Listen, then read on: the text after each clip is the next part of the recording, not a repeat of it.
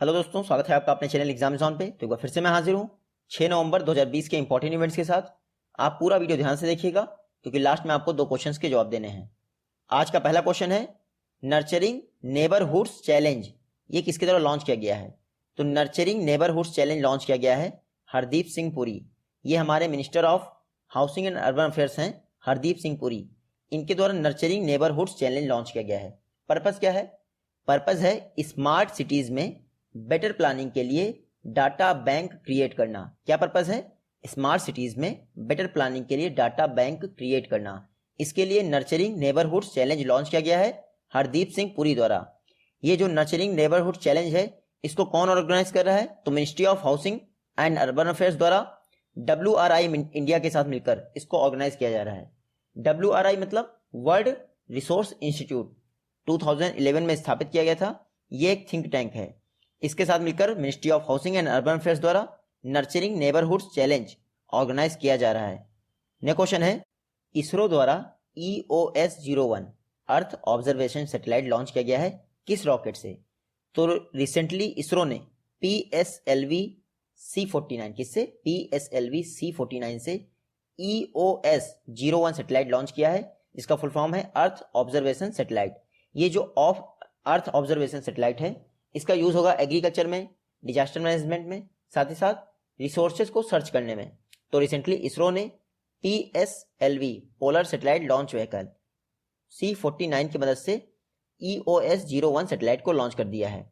इसरो की बात करें तो इसरो की स्थापना हुई थी 15 अगस्त 1969 को। हेडक्वार्टर है इसका बेंगलुरु में। फाउंडर कौन थे? विक्रम साराभाई, जिनको फादर ऑफ इंडियन स्पेस कहा जाता है। वर्तमान में इसरो के डायरेक्टर कौन है? तो इस समय है के सिवान। आप यह देखिएगा कोविड-19 लॉकडाउन के बाद ये EOS-01 इसरो का पहला मिशन है जिसे लॉन्च किया गया है। कहां से लॉन्च किया गया है? सतीश धवन स्पेस सेंटर, आंध्र प्रदेश में जो श्रीहरिकोटा है वहां से इसको लॉन्च किया गया है। नेक्स्ट क्वेश्चन है यूनाइटेड नेशन जनरल असेंबली की कमेटी द्वारा इंडिया द्वारा स्पॉन्सर्ड कितने न्यूक्लियर डिसआर्मामेंट रिजोल्यूशंस को अडॉप्ट किया गया है? तो रिसेंटली इंडिया द्वारा दो न्यूक्लियर डिसआर्मामेंट रिजोल्यूशन शामिल किए गए थे या फिर पेश किए गए थे यूनाइटेड नेशन जनरल असेंबली में। रिसेंटली उसकी कमेटी द्वारा दोनों न्यूक्लियर डिसआर्मामेंट रिजोल्यूशंस को अडॉप्ट कर लिया गया है। देखिए, एक रिजोल्यूशन का नाम है convention on the प्रोहिबिटेशन of the use of nuclear weapon, ये हो गया पहला कन्वेंशन। दूसरा रिजोल्यूशन क्या है? Reducing nuclear danger. United nation general assembly की बात करें तो 1945 में इसकी स्थापना हुई थी। रिसेंटली 75th स्थापना दिवस मनाया है यूनाइटेड नेशन जनरल असेंबली ने। प्रेसिडेंट कौन है? वॉल्कर वोस्किर तुर्की से बिलोंग करते हैं, रिसेंटली इसके प्रेसिडेंट बने हैं। नेक्स्ट क्वेश्चन है प्रसार भारती द्वारा बाइजैक या फिर BISAG Bhaskaracharya institute of space application and geoinformatics के साथ कितने टीवी चैनल लॉन्च करने के लिए MOU साइन किया गया है? तो भास्कराचार्य इंस्टीट्यूट और प्रसार भारती ने 51 एजुकेशन टीवी चैनल लॉन्च करने के लिए recently MOU memorandum of understanding sign किया है। कितने channel? 51 education TV channel launch करने के लिए प्रसार भारती और भास्कराचार्य इंस्टीट्यूट ने आपस में मेमोरेंडम ऑफ अंडरस्टैंडिंग साइन कर लिया है। ये Bhaskaracharya institute for space application and Jio informatics कहाँ स्थित है? गुजरात के गांधीनगर में है। देखिए, जो ये 51 चैनल हैं ये दूरदर्शन पे आएंगे, साथ ही साथ DD फ्री डिश पे भी अवेलेबल होंगे। आप यह देखिएगा, इन 51 चैनल्स में से लगभग 22 चैनल आपके स्वयं प्रभा प्लेटफॉर्म पे अवेलेबल रहेंगे। प्रसार भारती की बात करें 1997 प्रसार भारती की स्थापना हुई थी। हेडक्वार्टर न्यू दिल्ली में है और CEO कौन है? शशि शेखर वेम्पाती। नेक्स्ट क्वेश्चन है कैरेट एक नेवल एक्सरसाइज है, इसका फुल फॉर्म है कोऑपरेशन एफ्लॉट रेडीनेस एंड ट्रेनिंग। तो कैरेट एक्सरसाइज USA और किस कंट्री के बीच में ऑर्गेनाइज होती है? कैरेट एक्सरसाइज USA और बांग्लादेश के बीच में ऑर्गेनाइज होती है। किसके बीच में? USA और बांग्लादेश के बीच में। देखिए, ये एक नेवल एक्सरसाइज है। इसमें प्रोफेशनल एक्सचेंज पे फोकस किया जाता है। हर बार इसमें पीपल टू पीपल पार्टिसिपेशन होता है, लेकिन कोविड-19 क्राइसिस चल रहा है इसलिए पीपल टू पीपल पार्टिसिपेशन इस बार नहीं होगा।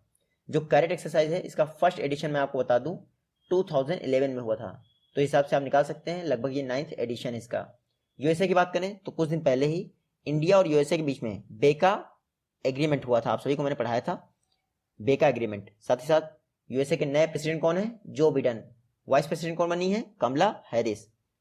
नेक्स्ट क्वेश्चन है, माई जीओवी पोर्टल और यूनाइटेड नेशन वुमेन द्वारा कोविड-19 श्री शक्ति चैलेंज ऑर्गेनाइज किया गया था। इसको कितने विमेन लेड स्टार्टअप्स द्वारा जीता गया है? तो कोविड-19 श्री शक्ति चैलेंज लॉन्च किया गया था, इसको 6 विमेन लेड स्टार्टअप्स द्वारा जीता गया है। अगर टॉप विनर की बात करें इंडिविजुअल वाइज तो उनका नाम है डॉक्टर पी गायत्री हेला, और अगर टॉप स्टार्टअप की बात करें तो उसका नाम है सेरागन बायोथेराप्यूटिक्स। तो डॉक्टर पी गायत्री हेला और सेरागन बायोथेराप्यूटिक्स ये टॉप विनर रहे हैं कोविड-19 श्री शक्ति चैलेंज के दौरान। आप देखिएगा माई जीओवी पोर्टल के द्वारा ऑर्गेनाइज किया था यूनाइटेड नेशन वुमेन्स की सहायता से। नेक्स्ट क्वेश्चन देखते हैं, India UAE high level joint task meeting organise की गई थी रिसेंटली वर्चुअली। आपको पता है कौन सा एडिशन इसका ऑर्गेनाइज किया गया था? तो रिसेंटली इंडिया और यूएई के बीच में India UAE high level of joint task का 8th एडिशन, कौन सा? 8th एडिशन ऑर्गेनाइज किया गया था।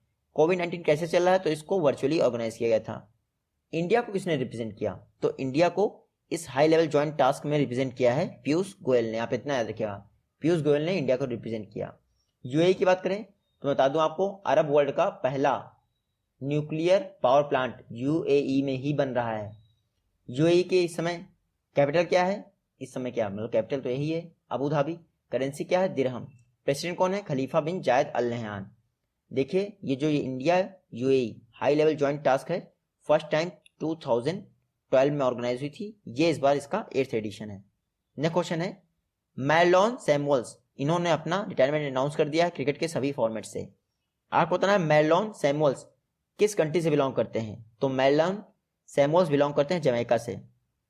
जमैका से बिलोंग करते हैं मैरलॉन सैमुअल्स। ये वेस्ट इंडीज की क्रिकेट टीम से पार्ट लेते हैं। रिसेंटली इन्होंने सभी क्रिकेट के फॉर्मेट से रिटायरमेंट अनाउंस कर दिया है। इंडिया में जो आईपीएल होता है उसमें इन्होंने दिल्ली डेयर डेविल से भी खेला है और पुणे वॉरियर्स से भी खेला है। कुछ दिन पहले मैंने आपको बताया था शेन वॉटसन ऑस्ट्रेलिया के क्रिकेटर थे, उन्होंने भी अनाउंसमेंट कर दिया था अपना रिटायरमेंट, आप याद रखिएगा। नेक्स्ट क्वेश्चन है, यूनियन मिनिस्टर प्रहलाद सिंह पटेल द्वारा टूरिस्ट फैसिलिटेशन सेंटर किस स्टेट में इनॉग्रेट किया गया है रिसेंटली? तो tourist facilitation centre recently Kerala में ऑर्गेनाइज किया गया, इनॉग्रेट किया गया है। कहाँ पे? केरल में। केरल का गुरुवायूर करके प्लेस है, गुरुवायूर, वहीं पर ये टूरिस्ट फैसिलिटेशन सेंटर स्थापित किया गया है। और जैसा कि नाम से स्पष्ट है आने वाले टूरिस्ट को ये कई तरह की फैसिलिटी प्रोवाइड करेगा। ये जो टूरिस्ट फैसिलिटेशन सेंटर है ये प्रसाद स्कीम के तहत लॉन्च किया गया है। प्रसाद स्कीम आप सबको पता है मिनिस्ट्री ऑफ टूरिज्म ने लॉन्च की थी 2014-15 के अराउंड लॉन्च की थी। प्रसाद का फुल फॉर्म क्या है? Pilgrimage rejuvenation spiritual heritage augmentation drive, ये है प्रसाद का फुल फॉर्म। देखिए जो टूरिज्म फैसिलिटेशन सेंटर है इसकी कॉस्ट आई है 11.57 करोड़ और इनॉग्रेशन किया गया है प्रहलाद सिंह पटेल द्वारा जो कि हमारे टूरिज्म मिनिस्टर हैं। नेक्स्ट क्वेश्चन है, डीआरडीओ द्वारा सक्सेसफुली पिनाका रॉकेट का इनहैंस्ड वर्जन टेस्ट किया गया है। आपको पता है किस इंडियन स्टेट से इसको टेस्ट किया गया है? तो पिनाका रॉकेट का जो इनहैंस्ड वर्जन है उसको ओडिशा के चांदीपुर टेस्टिंग रेंज से इसको सक्सेसफुली टेस्ट कर लिया गया है। पहले जो पिनाका रॉकेट था रिसेंटली इसका इनहैंस्ड वर्जन लॉन्च किया गया था। ये पहले से अच्छी कैपेसिटी है इसकी। पिनाके की बात करें तो आप ये देखिए ये पिनाका रॉकेट लॉन्चर है। एक पिनाका रॉकेट लॉन्चर में 12 रॉकेट आते हैं, यहाँ पे देखिएगा। रिसेंटली सक्सेसफुली इसका टेस्ट किया गया है डीआरडीओ द्वारा। कहाँ से? ओडिशा के चांदीपुर टेस्ट रेंज से। आप देखिएगा मैं आपको बता दूं कुछ दिन पहले ही सुखोई एमकेआई से ब्रह्मोस का हवा में सक्सेसफुली टेस्ट किया गया था। किससे? सुखोई एमकेआई से ब्रह्मोस मिसाइल का सक्सेसफुली टेस्ट किया गया था हवा में। क्योंकि डीआरडीओ ने टेस्ट किया है तो आप डीआरडीओ की बात कर लेते हैं। डीआरडीओ 1958 में इसकी स्थापना हुई थी। हेडक्वार्टर है इसका न्यू दिल्ली में। वर्तमान में इसके चेयरपर्सन कौन है? Director general. तो वर्तमान में इसके चेयरपर्सन है जी सतीश रेड्डी। डीआरडीओ का मोटो क्या है? Strength origin is in science. Next question है, रितु फोगाट द्वारा वन चैंपियनशिप का 3rd टाइटल जीता गया है। वन चैंपियनशिप जिसको मिक्स मार्शल आर्ट चैंपियनशिप कहते हैं, ये किस कंट्री में ऑर्गेनाइज की गई थी? तो वन चैंपियनशिप ऑर्गेनाइज की गई थी रिसेंटली सिंगापुर में। कहाँ पे? सिंगापुर में वन चैंपियनशिप या फिर mix martial art championship organise की गई थी जिसमें रितु फोगाट ने 3rd टाइम वन चैंपियनशिप का टाइटल जीता है। रितु फोगाट की बात करें तो ये देखिए ये हैं रितु फोगाट। कहाँ से बिलोंग करती हैं? हरियाणा से बिलोंग करती हैं। दंगल मूवी देखी होगी तो आप सभी को पता ही होगा, सबसे छोटी बहन है ये। नेक्स्ट क्वेश्चन है, स्पोर्ट इंफ्रास्ट्रक्चर डेवलप करने के लिए SAI sport authority of India द्वारा किस स्टेट गवर्नमेंट के साथ MOU memorandum of understanding sign किया गया है? तो recently sport authority of India ने अरुणाचल प्रदेश गवर्नमेंट के साथ एक मेमोरेंडम ऑफ अंडरस्टैंडिंग साइन किया है ताकि अरुणाचल प्रदेश में स्पोर्ट इंफ्रास्ट्रक्चर का डेवलपमेंट किया जा सके। देखिए, साई ने कुछ समय पहले ही नॉर्थ इंडिया के लिए अपने रीजनल सेंटर ऑफ एक्सीलेंस को स्थापित किया। कहाँ पे? मोहाली, पंजाब में। अब इसने अरुणाचल प्रदेश स्टेट गवर्नमेंट के साथ एग्रीमेंट कर लिया है, यानी मेमोरेंडम ऑफ अंडरस्टैंडिंग साइन किया है ताकि अरुणाचल प्रदेश में स्पोर्ट फैसिलिटीज को बिल्ड किया जा सके। आप देखिएगा, अरुणाचल प्रदेश आप देख सकते हैं यहाँ पे मैप में, ये है अरुणाचल प्रदेश। कुछ समय ही पहले राजनाथ सिंह जी ने यहाँ पे देपो रिजो ब्रिज का इनॉग्रेशन किया था। कौन से ब्रिज का? देपो रिजो ब्रिज का।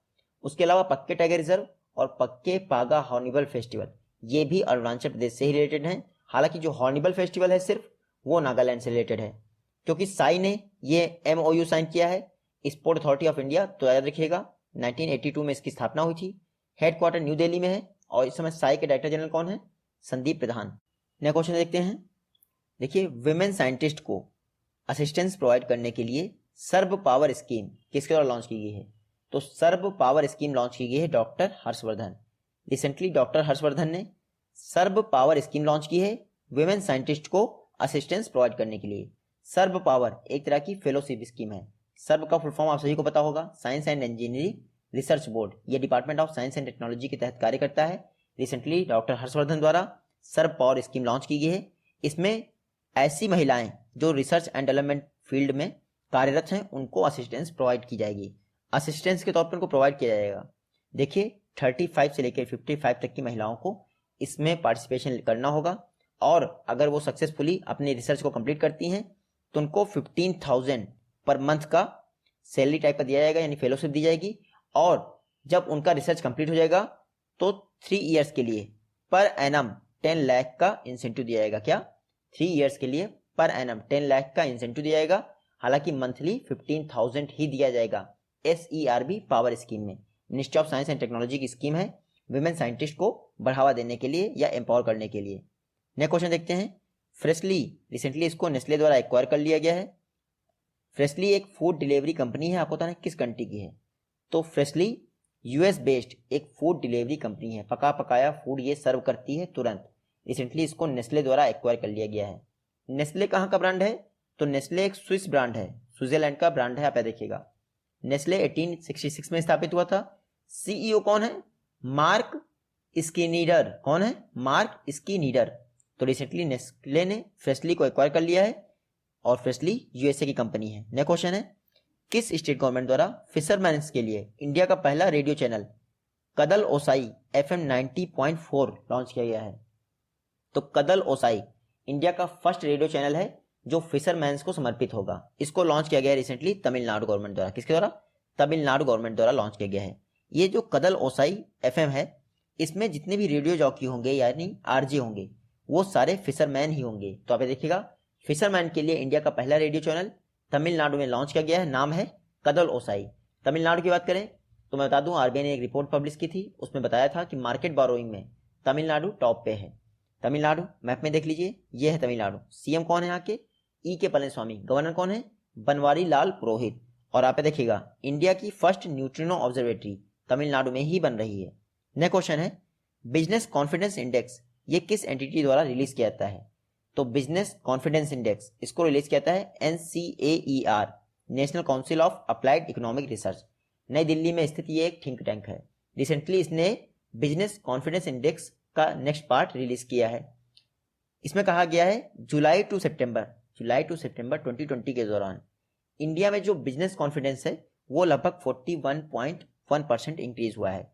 इससे पहले यानी जुलाई से पहले कोविड-19 क्राइसिस चल रहा था, जिसकी वजह से इंडिया में बिजनेस कॉन्फिडेंस काफी डिक्रीज हो गया था। हालांकि जुलाई से सितंबर के दौरान इंडिया का बिजनेस कॉन्फिडेंस 41.1% इंक्रीज हुआ है according to NCAR business confidence index. आप देखिएगा, सबसे ज्यादा जो बिजनेस कॉन्फिडेंस इंडेक्स बूस्ट हुआ है यानी इंक्रीज हुआ है वो वेस्टर्न रीजन के लिए हुआ है। मुंबई पुणे वाले क्षेत्रों में सबसे ज्यादा बिजनेस कॉन्फिडेंस इंडेक्स में इंक्रीज देखा गया है 133.5%। तो आप ये देख सकते हैं, NCAR national council of applied economic research 1956 में स्थापना हुई थी।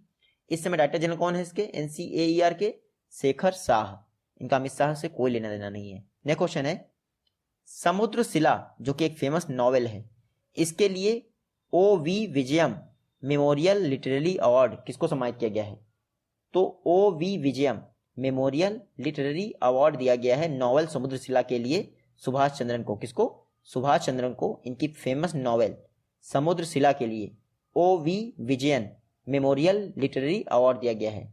ये जो O.V. Vijayan memorial literary award है, ये केरल गवर्नमेंट में कल्चर मिनिस्ट्री द्वारा दिया जाता है। इस बार 3 लोगों को सिलेक्ट किया गया है।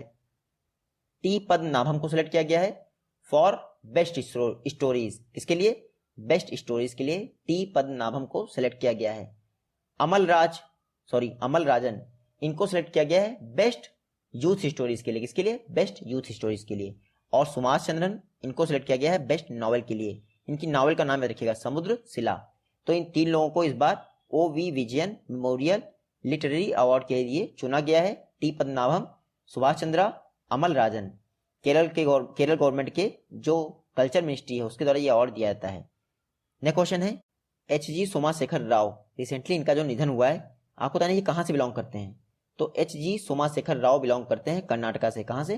कर्नाटका से बिलोंग करते हैं। ये देखिए, ये हैं H.G. सोमाशेखर राव।